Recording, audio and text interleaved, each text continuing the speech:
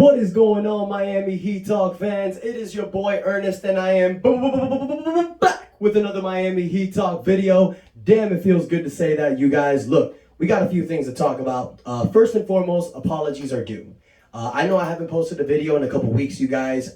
I feel like this Miami Heat season, my status is kind of like our current Miami Heat team. It's so up and down. I'll post a video and then I'll mess up my shoulder. Then I'll post another video and then some shit goes down. After my last video, guys, my two kids, you've seen them in previous videos, they both suffered this terrible respiratory virus. It's called adenovirus.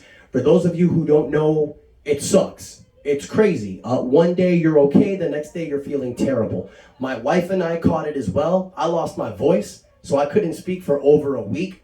How can I post videos without talking? So for those haters out there saying Miami Heat Talk is dead, or people thinking that I'm not posting videos because Miami ain't doing that good, go back to my old videos in 2019, in D-Wade's last dance when I was posting videos then. Don't matter if we're doing good or bad. I'm here to give you guys as much information about the Miami Heat that I possibly can. If you want to hate, oh well. But for those of you guys that love and support the channel, I love y'all. Thank you guys so much. But this ain't about me. This is about the Miami Heat. So let's talk about a few things. Since I last posted the video, you guys, this Miami Heat team, we haven't been doing right. Give me 1 second. Sorry about that, you guys. Had to go ahead and upload what I was doing here. So we have not been doing that great this season. We're currently sitting at a 13-15 record. We're 10th in the Eastern Conference. Since my last video, we've gone up and down like a roller coaster. We lose to Boston, but then Jimmy comes back and then he saves us to victory. And we beat Boston in that game, so we're thinking, okay, the tide is going to turn. But then you lose to a Memphis team who's missing their top four players in their starting lineup. You lose to them. Then you lose to one of the worst teams in the NBA, the Detroit Pistons. But then you beat the Los Angeles Clippers. Okay, let's turn things around. Then you lose to the Spurs. What?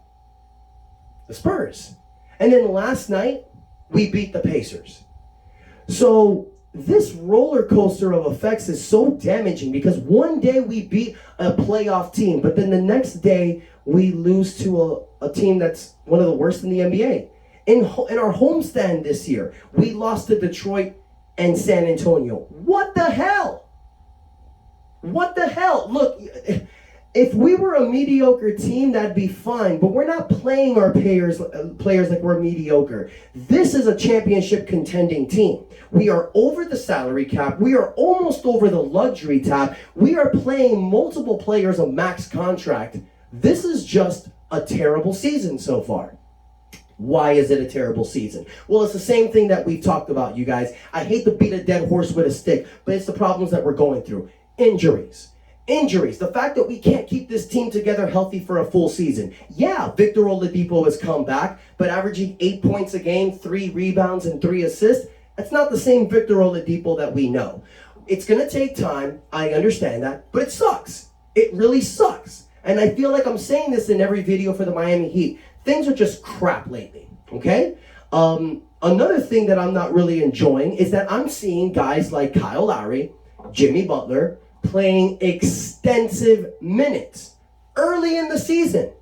The game last night against Indiana, we only played an 8-man rotation. Our normal starting lineup with Victor Oladipo, Max Strus, and Dwayne Dedmon off the bench.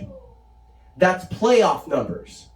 That's how Eric Spoelstra plays our guys in the playoffs. So what's that telling you? First and foremost, we're desperate to win games. We're getting desperate to win games. Because if you're playing 8 guys with a 12-man rotation, it's because you're trying to desperately win these games. And that's what you're seeing every game. Miami's not blowing out teams. They're barely scratching the surface. Sometimes we win them, sometimes we lose them. But that sucks. When you're playing teams like Detroit and San Antonio, you gotta beat the hell out of them. Show that you're a contender, even though your record's not looking good, okay? So now that we've bashed the Miami Heat, basically, and talked about the negative, let's turn it over, because you guys know that I'm all about the positivity of the Miami Heat. Yeah, 13-15, that sucks. We're 28 games in. That's a positive. Because that means we have 54 games left in the season. That gives us time. And you guys, I don't know if you guys have been looking at the standings lately. It's not that bad. Yes, Boston and Milwaukee, they're head and shoulders above in the Eastern Conference. That's just the way it's looking, you guys. Neither of these teams have lost 10 games. You know, Boston is 21-7, Milwaukee's 19-7. Those are the two teams to beat. But then after that, it's like I mentioned earlier, the trickle effect. You got Cleveland in the 3rd seed with a 17-11 record. We are 10th seed with a 13-15 record. We're only 4 games down from the 3rd seed. So even though we're losing these bad games with G, which is unbelievable, because had you beaten Detroit, had you beaten San Antonio, had you beaten that depleted Memphis team, we could have been 16-13, or 15-13, excuse me, or 16-12, and we could have been 5th seed. See, that's how close the Eastern Conference is. So am I upset about this year? Absolutely. But am I worried? Am I pushing the panic button yet? No. Because all Miami Heat need is a winning streak. We win 3, 4, 5 games in a row, boom. We're back in the top 5 contention. So I understand that all of you guys want to push the panic button, and a lot of people are thinking, okay, it's time to go for Victor Wembanyama. That's not what we do. That's not Miami Heat culture. That's not what got us these championship banners. We didn't lose on purpose, tank, to get a prospect. The only time that we did that was in 2008. When Dwayne Wade, Udonis Haslem got hurt, we traded Shaq to Phoenix. It was a dead season. So we lost as much as we could to get a top pick. We ended up getting Michael Beasley. What happened? It bit us in the ass. So we don't do that anymore. We don't tank. We try to win every season. You don't believe me? Go back to 2017 when we were 11-30 and nobody believed in us and thought that we were a tanking team. What the hell did we do? Don't worry, I'll wait. We went 30-11 and we were 1 game down from making the playoffs. And the reason why we didn't make the playoffs was not because of us, because we won the game we had to win. This Miami Heat team does not quit. This Miami Heat team does not die. And this Miami Heat team damn sure doesn't tank. So for those of you that are disrespecting our culture, saying that we're just tanking, read between the lines. That's not what Miami Heat culture basketball is all about. Are we down? Yes. Are we depleted? Yes. But are we done? Fuck no.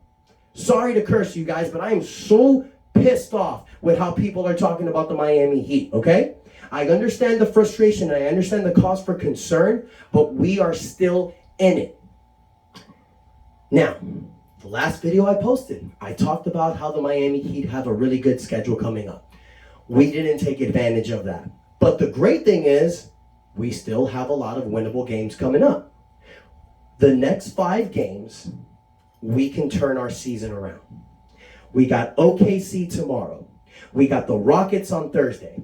We got San Antonio on Saturday. Chicago next Tuesday. And then we got Indiana again next Friday. So these next 5 games, if the Miami Heat can go 4-1, I know with how this season has gone, that's a lot to ask for. But we are healthy. Victor Oladipo is back, and it's time to get this rhythm going. These next 5 games, you guys, to me, are very crucial and very important. Now, look, we can go 2-3. We can go 15-18, and we might be in the same scenario that we're at right now, 10th seed, 9th seed, a few games down from the Eastern Conference. But you don't want to do that. Obviously, you want to win the games now, especially with the schedule coming up, because after Indiana next Friday, you got Minnesota on Monday the 26th. We lost to them last time. You got the Lakers on the 28th, and then you got the Nuggets on the 30th. So these are very hard games to win. So if we go 1-4 or 2-3 like we've been doing in a 5-game stand, those 3 games, we're going to get the shit kicked out of us. Possibly. We could win some of them, but with the way we've been going, and if we do bad these next 5 games, ain't going to go so good. So Miami needs to put the pedal to the metal now, okay? It's not about arguing about touches. And I'm going to be honest with you guys. I think that's what's going on this season. Because people are going to say, oh, it's because we lost P.J. Tucker. No, he's not doing good in Philadelphia. The problem with this team is that people are getting in their heads. Tyler Hero got a new contract, so he feels it's my time. Bam Adebayo wants to take a step up. Jimmy Butler wants to be that guy. Kyle Lowry still has that ego. Victor Oladipo says he wants to be the best player. Everybody needs to shut the hell up, know your role, and shut your mouth, like The Rock says. We need to know that, hey, during the 3 quarters, Tyler, Bam, do your thing. At the 4th quarter, ball's going to Jimmy. Kyle Lowry is going to be the ball-dominant player on this team. And Victor Oladipo needs to accept his role that when he comes off the bench, it's his time to shine.